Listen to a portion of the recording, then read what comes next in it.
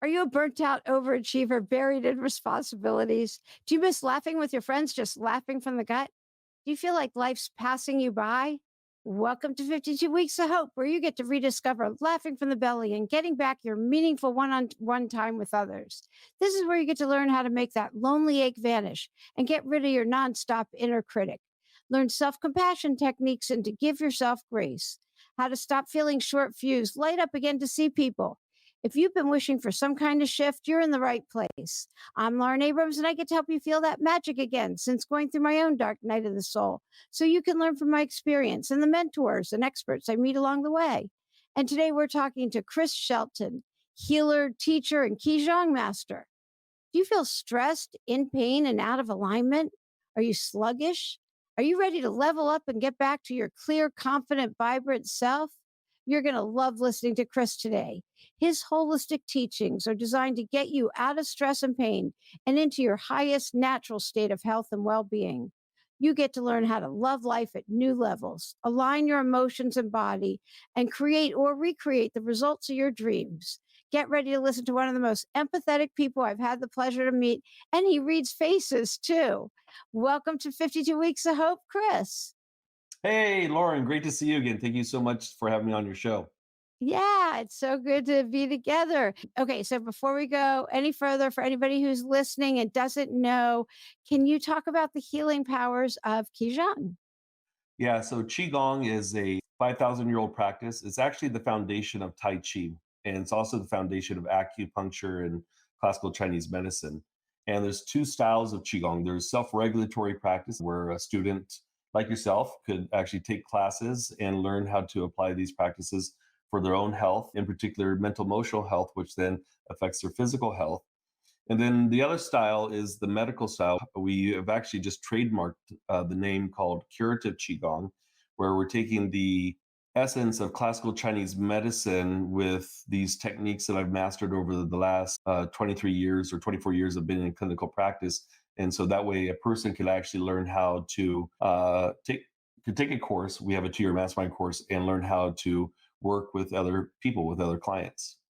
Okay, and now how did you come into this? Because you're like, I mean, you're YouTube, and now, of course, you're way beyond YouTube, your TikToks and everything else people love watching, but they make you feel so good. I mean, you can do a 6-minute morning YouTube looking at yours, and you feel energized. I feel energized doing them, and they're easy. And Yeah, yeah, and that's one of the things I love about Qigong is that it's a lot easier than Tai Chi. And when people call the office and they say, Chris, what practice should I do? Should I do Tai Chi or should I do Qigong? I say, well, if you want to improve your health quickly, and if you want a tool right away to help you with emotional trauma, past and present, then Qigong is what you need to do. Now, there's different styles of Qigong. The style that I teach in particular is based upon what they call as the five element school. And the five element school, we recognize that the five major organs of the body, your heart, your lungs, liver, spleen, and kidneys, are mainly responsible for sustaining life. And these organs have different negative emotions that will affect them and will show up as so many different types of chronic disease, inflammatory diseases, and chronic pain. And so, if you want to get out of pain, this is definitely one of those things that a person needs to have in their toolbox. Besides a healthy diet, besides hydrating, besides sleeping and not eating processed foods, really being able to take a pause and go inward. And like you said, it's so simple to do. It does not discriminate against anybody, against gender, religion, none of that stuff. We teach for the Special Olympic for a program called Healthy Athletes, Strong Minds. And we have paraplegics doing Qigong. And even if you can't physically do it, mentally you could do it. Because even the specific meditations that I teach, actually, I've recorded 12 more we're going to wrap up this year. And each meditation, Qigong meditation, everything is meant to do something medicinally inside the body. It's not just the mindfulness aspect. It's meant to do something medicinally inside the body. Yeah, it's really cool. It's easy to do. And the other fun thing is that you don't have to believe in it for it to work. You okay, good. So, just how do can it. it cure a trauma? So how it cures trauma is what we do. So I'm just going to use anger, for example, because there seems to be a lot of anger and hate going on in the world right now. You think? So anger gets stored in the liver and gallbladder. And so let's say you have, we'll get into more of the face reading later. Let's say you have father issues, and you can tell that by looking at daddy issues. You tell that by looking at the space between a person's eyebrows. And so let's say you have these anger issues from maybe the father wasn't around, neglect, or the mother, whatever. And Wait, will it show up differently if it's a mom or the dad yeah, or no? yes, Yeah. yes, Okay. Go ahead. yeah. So Okay. anyway, what unlike conventional therapy, where sometimes, and this is just speaking from my own interaction with therapy years ago, is that sometimes I would leave and it'd be like they picked off the scab, but I felt worse. It's like, oh man, I feel worse than what I did when I walked in. The difference with this is that yes, I want you to focus on the trauma, what happened to you, who was involved, what was involved, and then associate with the organ. So let's say it is old anger or resentment. Then you imagine a green cloud because the color green is associated with the liver and gallbladder. You imagine pulling that green cloud into the liver, visualizing the circumstance. Then Wait, do you as have to know where the liver is in the body? Sorry, I didn't mean to interrupt, but no, you need that's a to know good question. exactly where it is.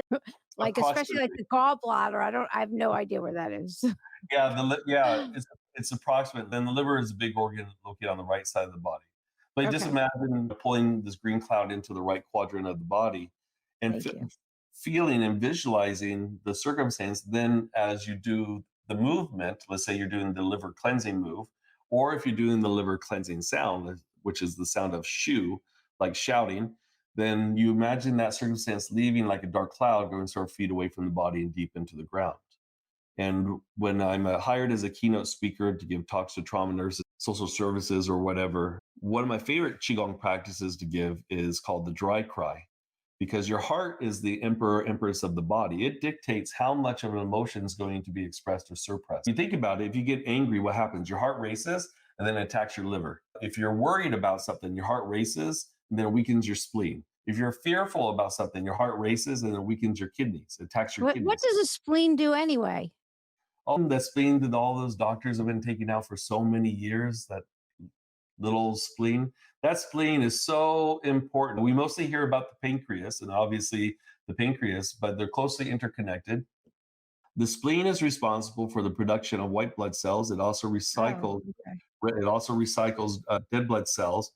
But from a Chinese medicine model, that spleen also, what it does is it takes the food essence and the fluid from the stomach, sends it up to the chest to be made into blood. That's one of the things it does, one of the many things it does.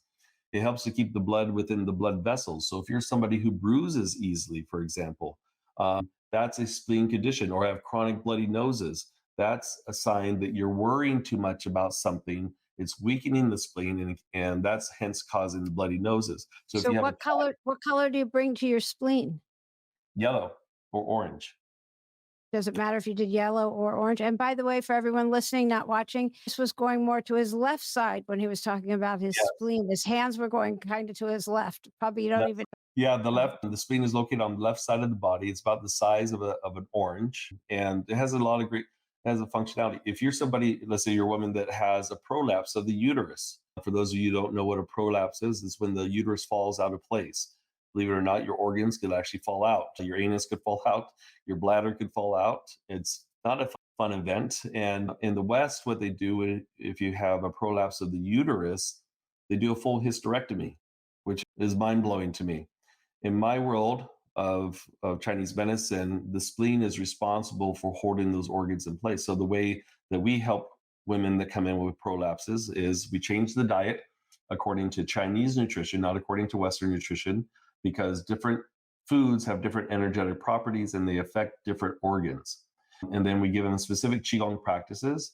And one of the Qigong practices would be like the healing sound for the spleen, which is Hu, or the healing movement for the spleen. And then then the treatment strategy is then we work on building the spleen up because the spleen is deficient, hence the reason why it can't hold the organs in place. And yeah, and we'll see a turnaround where the uterus will actually go back into place. And it's not magic, it's understanding that these organs have a much, much greater functionality. And our heart, for example, like I said, all these emotions go through the heart first. And some of the worst inflammatory diseases that I see in clinic is when a person is completely detached from an emotion or Mhm. is not expressing it appropriately. Then those are the worst diseases, inflammatory diseases that I see. And the heart healing sound is ha, like laughing. And you could actually imagine a pink cloud filling up into the heart. So the next time you're anxious about something, let's say you lost a friend, somebody passed away, a pet passed away, or something. Imagine, feel that situation. I want you to feel it. Who's involved? What's involved? Or what is the feeling sensation? As you imagine that pink cloud filling up into the heart, and then as you exhale, imagine that circumstance leaving the body, and do that over and over again. And the cool thing about this is that you could do it underneath your breath as well too. So if you're in public, you're probably not going to be Yeah, doing going that high. sound audibly. I guess so. But I have a question. You were saying if you're anxious, but that sounds like you're sad. And If there's a anxious, lot. yeah. So Yeah. anxious anxiety attacks the spleen, and Okay. actually when we and stomach. Now, if we're talking grief and sadness and Because shame you're and talking guilt, about loss, seeing the loss of a friend or a pet and things. That sounds like being sad as opposed to anxious. Oh, I was running late to get here with the rains and the traffic and everything else. That to me was what I was thinking of anxious. That's yeah. So it's any of the emotion. Let's say you're feeling okay. anxious, or you're feeling sad about something, or let's say you're feeling anger about something, or you're feeling anxiety about something. You pull that pink cloud into the heart, and Hmm. then as you exhale, make the ha sound. And Okay. the emotion that actually affects the heart is overexcitation. And most people don't realize this, but you can actually die of a heart attack from laughing too hard. And hence the reason why when we laugh hysterically at something, the first thing we all do, everybody does this, is we go. And the reason why Ah, we do that is because the heart is trying to regain balance once again. That's what it's trying to do, is try to regain that balance. And so this is just a very simple Qigong practice. And instead of suppressing, you're able to deal with it as it comes up. okay. So that's three colors. We've got the orange and yellow on the Uh-huh. left side. We've got green on the right side for the liver. Uh-huh. Got You've white for got the lungs. White for the okay, we lungs. didn't talk about that yet. White for Yeah. the lungs, and what is that for? What are we feeling when So we're doing that one? so that's the grief. That's the loss. That's Oh, okay. so That the makes you know, sense. yeah. So when you have, like I said, when you have an event that makes you angry, your heart races and attacks the liver. When you There's such a close interconnectedness between the heart and the lungs that your heart will hurt, and then it weakens the lungs. In fact, you can always tell when somebody has lost somebody who has not processed the grief, because they will develop an unproductive dry cough. That unproductive dry cough is actually the grief stuck in the lungs. And they'll go to their physician 9 times out of the 10, at least from what I've seen. They are prescribed an inhaler because they got some miraculous form of asthma that's occurred. And it's not, it's a grief stuck in the lungs. And so So you how imagine. could you help them? How can you help them, or how could I? Like, here I am talking to somebody, I know that's what it is. They're not I mean, that's kinda awkward for me to be like, I think you're not dealing with your grief." Like, you can't Well, say you have that. to, yes, well, you have to word it, there has to be some bedside manners when approaching the Right. situation, right? So I just yeah. heard Chris Shelton, and I know what this is. Somebody's Yeah. coming to mind right now, and I wanna be like, "Listen to this." So yeah, so the conversation starts, well, you've had that cough for a while. When did it start? Oh, well, 6 months ago. Oh, well, what was going on in your life 6 months ago? That's how the conversation starts. Yeah. There's this Qigong practice. Have you ever heard of Qigong before? Well, Qigong is a simple moving and meditative practice. It gives people tools to deal with emotional stress and trauma. And then you just give them, then you say, according to Chris, but it's not according to me. I just pass it on the Right, information. right, right, right. But I Uh, heard Chris Shelton. yeah, I heard Chris Shelton say that grief attacks the lungs, and the healing sound for the lungs is. A lot of people have a hard time with that sound, but if you give them the sound of ha, then what will happen is that a lot of people can, because the heart and lung is so closely connected, they will be able to identify with that sound more.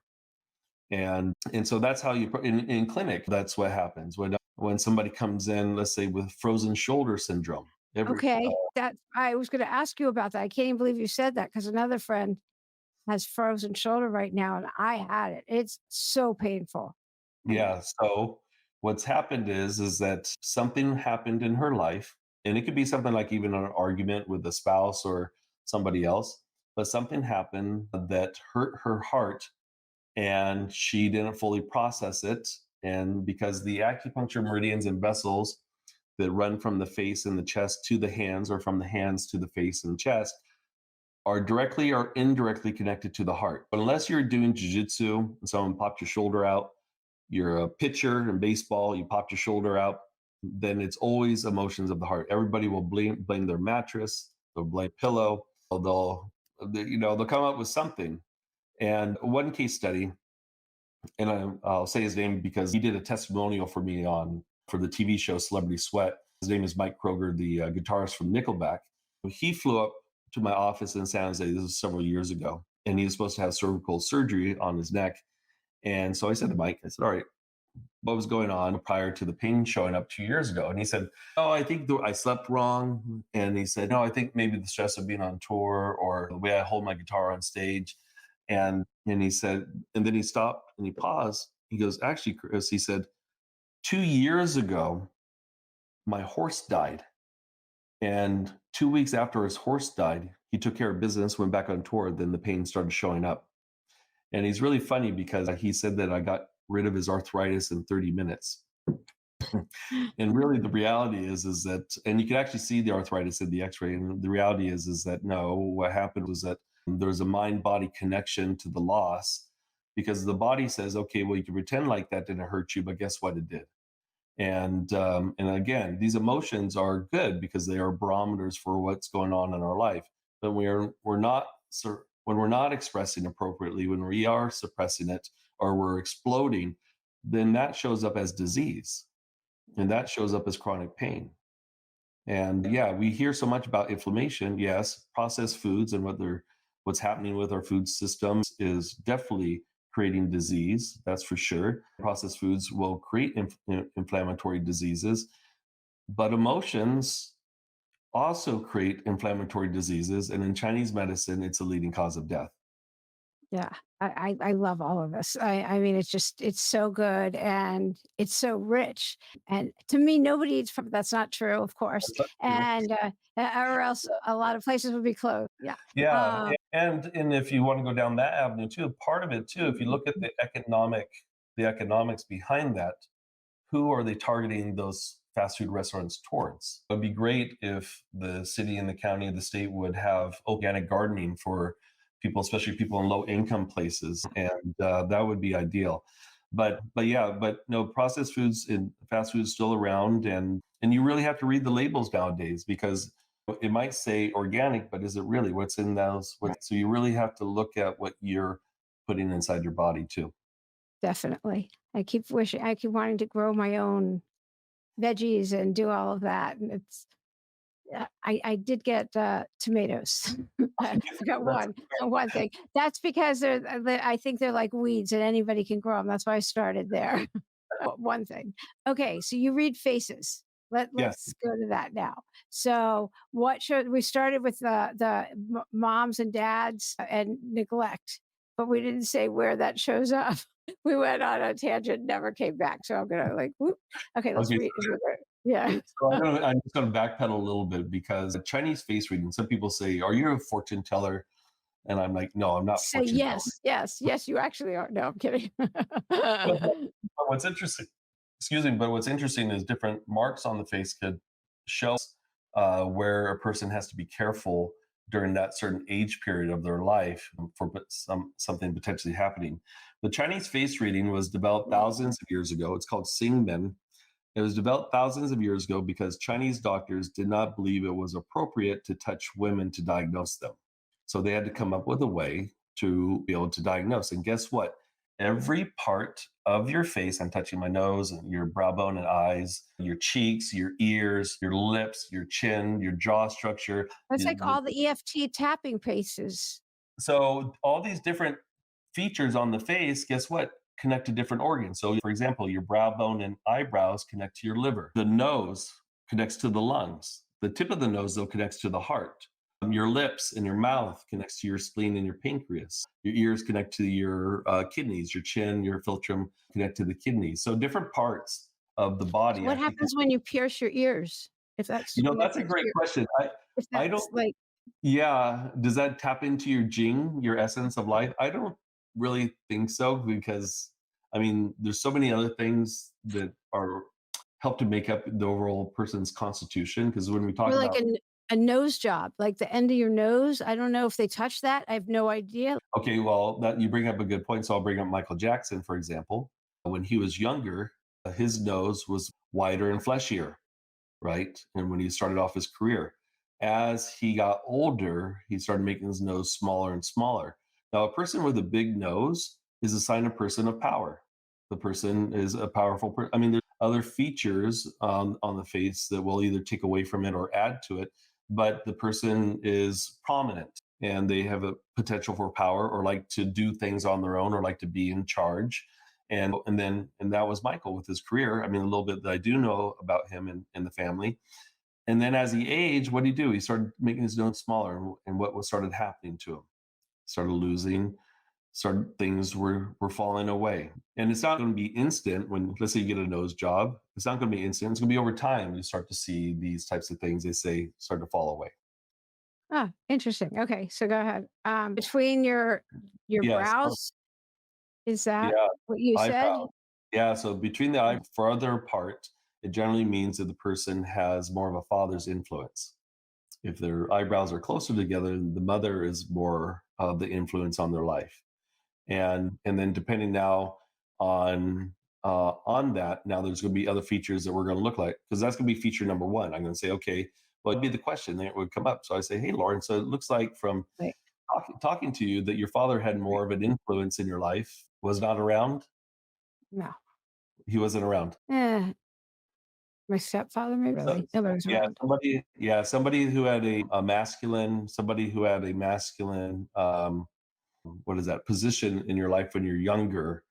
You may not have agreed with them, but they had some, which is also the driving force for how you think and operate today, partly, right?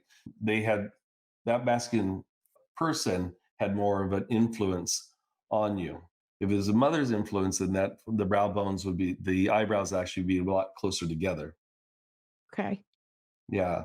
And so that's the first step. And then we would look at lines, certain lines on the face. And then if we had, for example, a line down the middle of the forehead here between the eyebrows, then we'd say, we call that a suspended sword if it's a deeper line. It's called a suspended needle if it's a more shallow line. And that means that this father type issue or this has affected the person to the point to where it affects them in their daily life or affects them as far as forward progress goes. Because we have a saying that sword will eventually fall and cut off half the liver and the liver and stab the person in the foot.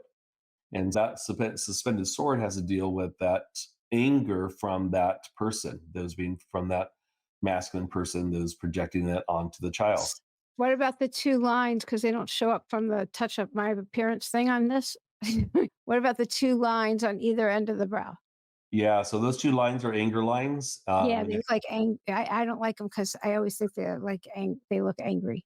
yeah, so depending on which line is bigger, so if the line is bigger on the left side, that means that you store anger more than what you show it. And then if it's longer on the right side, then it means that well, you show it quite a bit. Most people that I see in clinic, what happens is that they store it. Now they may blow up behind closed doors or something like that, but they'll shove it down in public for most people that I've seen. Okay, so when you're reading them on TikTok and all that, what else? Yeah, Or so when do you look at celebrities or like I yes, guess yeah, they yeah. probably covered up what about Botox though? Yeah, but even with Botox, Botox doesn't last because if you haven't changed, they actually have a saying, if you haven't changed the emotional expression which caused that line to begin with, then the line's going to come back. Yeah. And so on TikTok, what's been happening is that people have been sending me their pictures to read their faces, which I think is really brave because you're, as Dave Chappelle says, I like one of the things he says, I don't punch down on people. And I have people that want me to read politicians and stuff like that. And I won't punch down on people. I'm going to read certain things and have fun with it. But I think it's brave for, and it's only women so far Okay. coordinating that is only sending the photographs. And I think what it is because the was it the male fragile ego. They don't want they don't want to be read. In fact, I had one guy. I'd read one woman's face from the Midwest somewhere, and he asked me a question. I thought it was a sincere question. He asked me. Says, "So you could tell by the length of the nose how the person invests money." And I thought it was a real serious question. And so when I finally got around to responding to him on TikTok, I said, yeah, we could tell by the length and the width of the nose how well somebody invests money or how tight they are with their money or whatever. He immediately responded back and he says, you're crazy. So I responded back. I responded back. I said, okay. I said, ha, I am. I said, so I'll tell you what, why don't you send me a picture of your face and let's just really see how crazy I am? No response. No, he didn't send it? No, you said it's No, only women. I'll give you an example.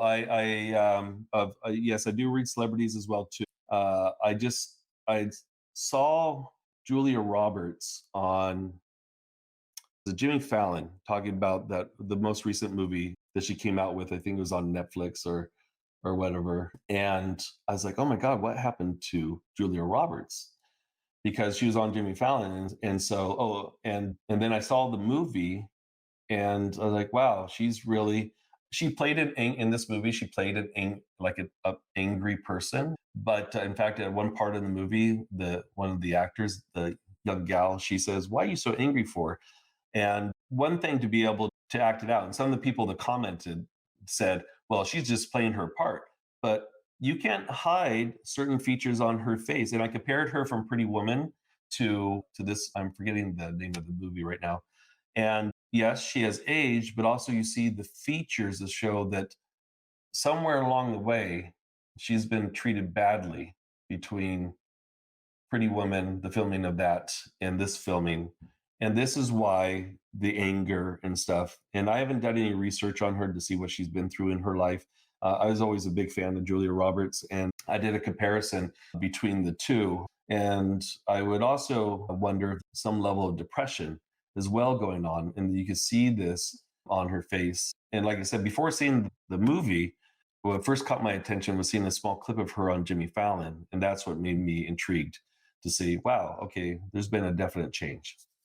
I wonder when you were talking before about the liver and the lungs and the different, is there anything women in perimenopause or menopause, are the things because instead of all the hormone replacement and it's, oh, if you're in perimenopause, take this that you see? Because I hear a lot of questions about that.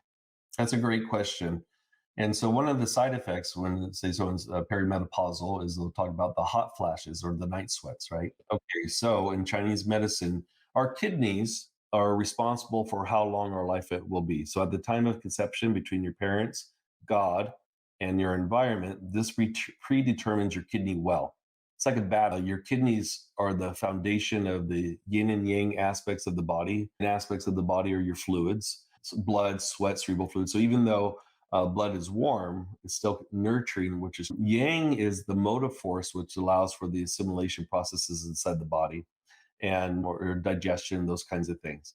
So as we age, what happens is this battery naturally declines.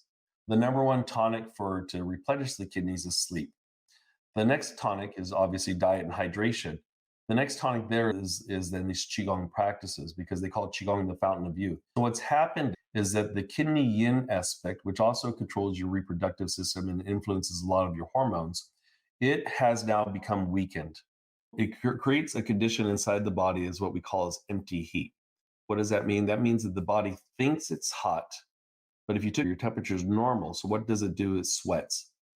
And it sweats because there's a weakness already in this component of the kidneys. And so the body thinks, oh, I am hot, so I'm going to sweat more. Well, guess what? The more that the woman sweats, the more of that essence diminishes. And so hence it becomes this vicious cycle, which then, if untreated, goes deeper. So yes, there are herbal formulas that women can do. Go see if you want to go see an acupuncturist.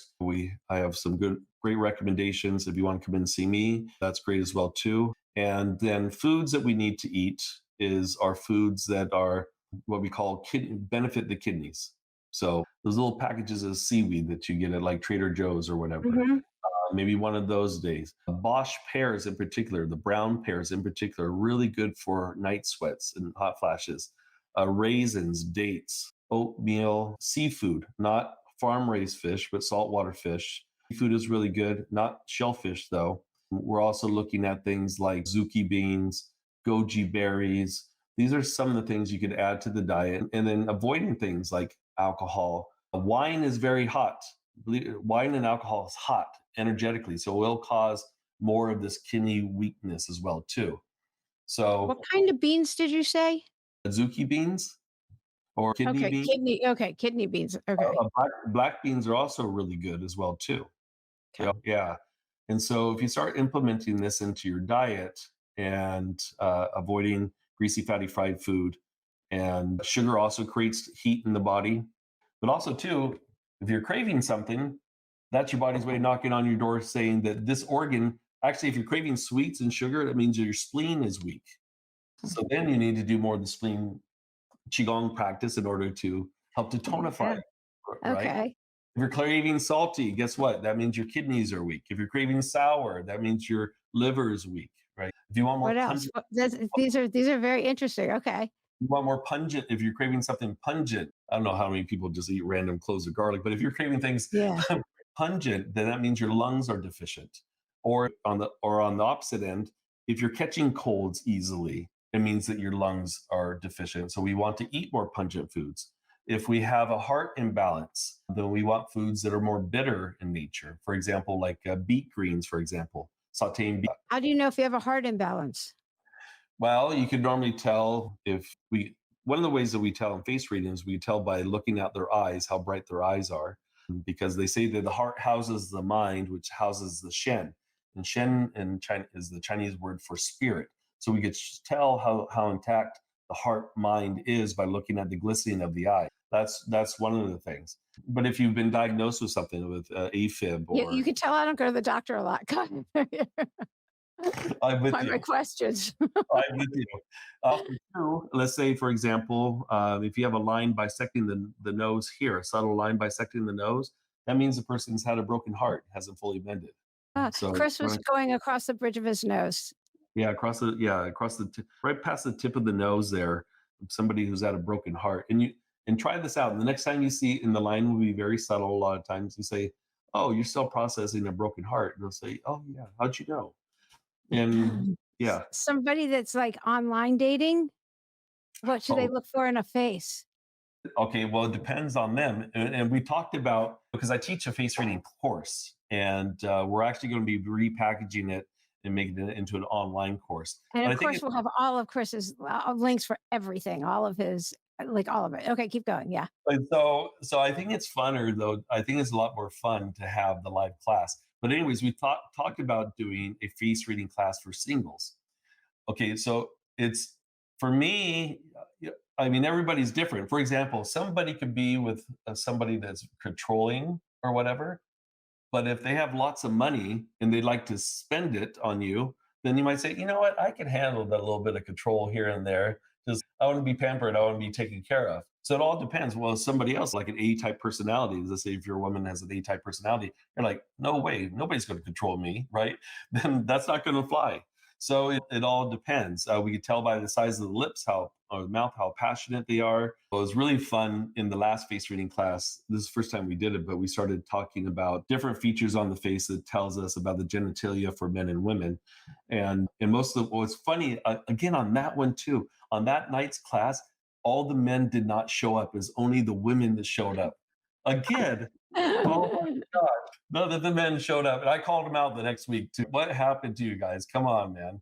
Oh, the dog ate my homework. Okay, whatever. So, Yeah. Yeah. but Yeah. anyways, so it just depends. But if you it just depends Can you on what you're looking for. Yeah, can it you really. tell if somebody's lying then? Because everybody's still online for things. Are there ways to tell somebody's a liar? Are there Yeah, things on the face? the line between the lips. So that line when Where? the mouth is closed, this line between the lips when your lips are closed, if that line is crooked, that person tends to lie a lot. Which line? Which line? When you There's a line when your lips meet. So if you look at yourself in the mirror, your line is pretty straight across. It's a little bit wavy, Okay. but it's pretty straight across, right? When a person's lips are closed, that's one way that we could tell Oh, if a person interesting. and you want to hear something else.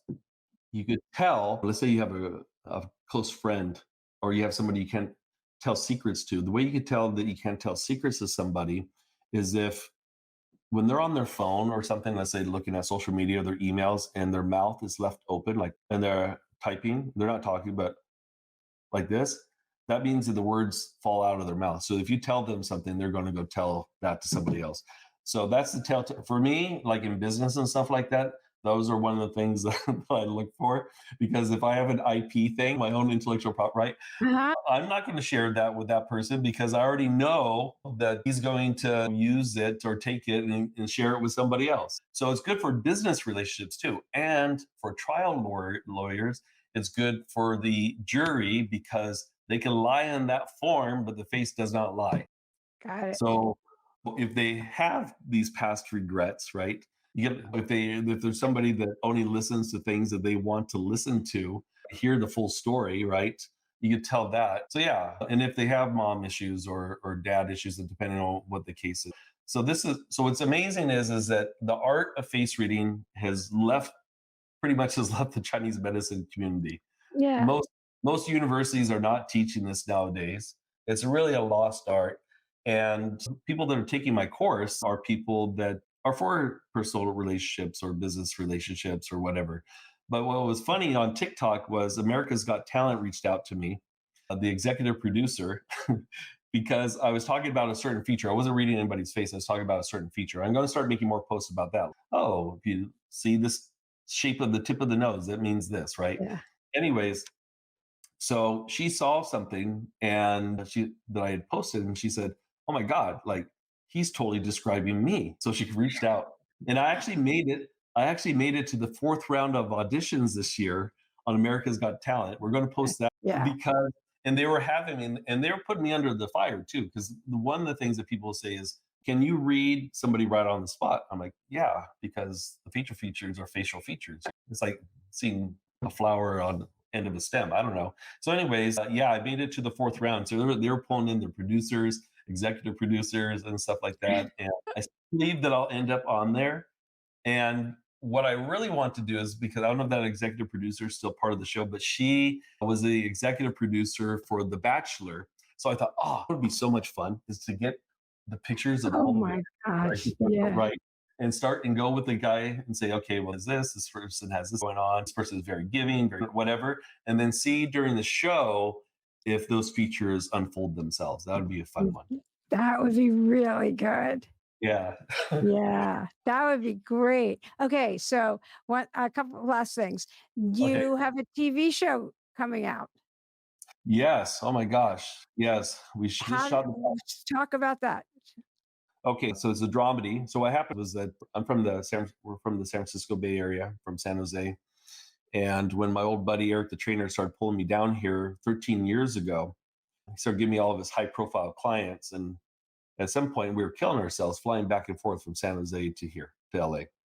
And I had asked myself, well, Chris, what is your purpose for doing this? Because I don't get starstruck by anybody. I meet some interesting people, but if you're a gender or Tom Cruise, I treat everybody the same, right? So, anyways, I realized, well, the next stage of my career to help more people on a broader scale is television, right?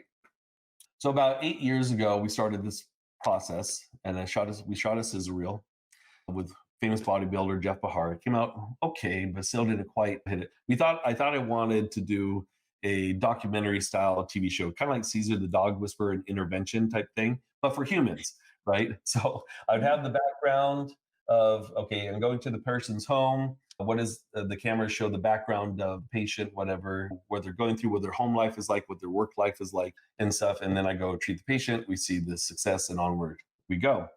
So then we shot a second Israel. That one was better, but it still, when we showed it to some of our clients' agents, it still wasn't something that really sparked any interest. And then in 2022, we shot a 15-minute short documentary that turned out really well. And then unfortunately, my whole team went crazy, and I had to pull the project before going to the film festivals. We were this close. They tried to take the freaking film, our names off the film. We've been financing, my wife and I have been financing all of these projects ourselves. Nobody's given us money for anything so far. So, anyways, I'm grateful that that happened. And then they tried to extort me for my film. That was the other part. But, anyways, that'll be a film in itself. Anyway, so fast forward, I was interviewing different directors to try to make some tweaks because that 15-minute short turned out really well, but they needed some tweaks and stuff like that. And then finally, my old fight coach, Kung Lee, who was the reason why I met Eric the Trainer 13 years ago and ended up down here. So Kung, I was on a Zoom call with him, and Kung got into movies. In fact, Channing Tatum used to come and train with us kickboxing and MMA at Kung's gym. We used to joke that Channing had a man crush on Coach Kung. Anyway, Kung says, I know so many people because Kung got into movies, right? And so he introduced me to the showrunner named Victor.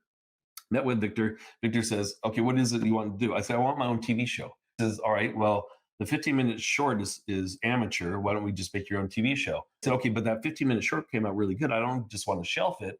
And he says, okay, well, the same day that we shoot the pilot, we will shoot the extra footage and make you a feature film. So I got two things coming out. I got a feature film that's going to be coming out. Right now we are shooting, we shot the first episode. We have the first two scripts written, the show Bible and the pitch deck already finished. And it's a dramedy. It's not a comedy, or it's not a documentary. It's a dramedy. So it's playing out real life case studies of patients that I've really had in clinic. And we're addressing some of the real true events that are going on in the world today in society. And at the same time too, it's funny because I'll just a little secret or just a little glimpse into the first episode. And this is a true story where I had this client. She was a longtime client of mine. And when she first started coming in, she had suicidal ideologies. And we got her into a place to where she was doing really well and stuff like that. And she continued to come in throughout the years, back problems, whatever came up for her. Well, at some point, she started to get really comfortable, really comfortable. And it's one thing when a person's in clinic that they'll pass gas. No, this person would just pass gas when my elbow was in her tush, working on her SI, on her sacroiliac joint and stuff. And you just rip them. And then finally, one time, she says to me, she says, since I've gone vegetarian, she cut one in my face. And since I've gone vegetarian, I've noticed that my gas smells far less. I said, keep on telling yourself that because from where I'm standing, you stink. So anyway, so yeah, so we're really excited. We're in post-production. We're hoping, I'm pretty sure there's not a show out there like this. I promise you there's nothing else like it. We are looking at introducing people to Qigong and Tai Chi and Chinese medicine, but integrated medicine. In fact, my intern in the show is a medical student who's come in. And That's yeah, great. yeah, and it's funny too. So I can hardly wait. We haven't seen anything yet. I think the 15th we'll see the first run of the show. And You muted yourself. wow, how did I mute myself? I didn't even touch anything. That was really weird. Anyway, so we're not going to get the first round draft of the pilot back until the 15th. But after that, then we'll be able to go from there. And yeah, I believe it's going to be picked up. There's no other show like this out there. And it's in a time that's needed, right? Right now, people need a show for hope, right? Hence your Yeah. podcast, right? We need a show that has hope, that inspires people that you don't have to live with disease, that you can transform it. You don't have to live with chronic pain. You don't have to live with depression. There's things that you could do.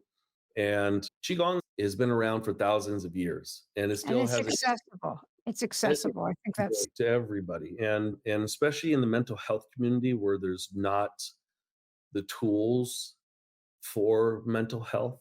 I think it's really necessary. And I believe in integrated medicine too. And don't get me wrong, if somebody is having suicidal ideologies, maybe we do need to medicate, right? Because we got to back them off the cliff. But at the same time, why not introduce some of these practices with them and such? And so that way it empowers them, gives them a sense of power back and to start to transform the mental emotional issues that are creating the dysfunction. Yeah, so really exciting. yeah, no, it is so great. Do you have a message of hope you want to give? Even though I was a message of hope. Yeah, that really is it. And my new book that's coming out on healing back pain, I've been working on for 10 years. It will be released this year. It's an informative book on how to fix neck and back pain yourself, and also it's a beautiful artistic book as well. So the whole idea here is that the Yellow Emperor has a message in his classic of Chinese medicine, it's an ancient textbook. He says, to fight disease after disease sets in is like digging a well after one has become thirsty, or forging one's weapons after engaging in battle. Wouldn't that be too late? The whole idea of our conversation here today is self-empowerment, not waiting till that point, so that there is hope that, but even if you are in that space of suffering and in chronic pain or whatever, that there is hope because there is these practices that you can do that will empower you to be the best version of yourself. And they say that the superior doctor is one that can prevent disease before disease sets in. And the whole idea of this is that you become your own superior doctor, meaning that you have such an understanding of how your body functions that when a symptom shows up, you say, oh, okay, well, what can I do? Qigong practice, maybe switch diet or whatever to transform this disease myself. I love that. This has been so great. Thank you so much for being a guest today on 52 Weeks of Hope. We'll live stream some more like we did last year, and maybe we'll even do some practice live for the community. Yeah, we should. We should do a Yeah. live class together. You should come to our studio in downtown Burbank. Oh, And yeah. That would be amazing. You know what? That's what we'll, we'll do. We're yeah, gonna we'll do I'm gonna do that. I'm just gonna bring my microphone and we're gonna do a live class. Yay, perfect. that'll be so fun. Yeah, we're definitely doing that. I love that idea. Yay. Oh, thank you so much for being a guest today. All the Thank links are right below.